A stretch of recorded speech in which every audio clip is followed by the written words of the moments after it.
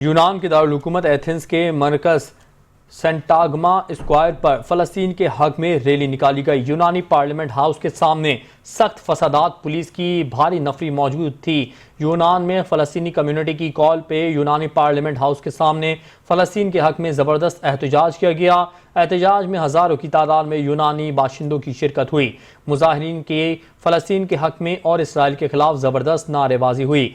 यूनानी पुलिस ने किसी भी गैर यकीनी सूरत हाल से निपटने के लिए पार्लियामेंट हाउस के सामने मेट्रो स्टेशन को बंद कर दिया। यूनान में फ़लस्तीनी कम्युनिटी का मुतालबा था कि फ़लस्तीन के लिए खुराक और अद्वियात की तरसील को खोला जाए।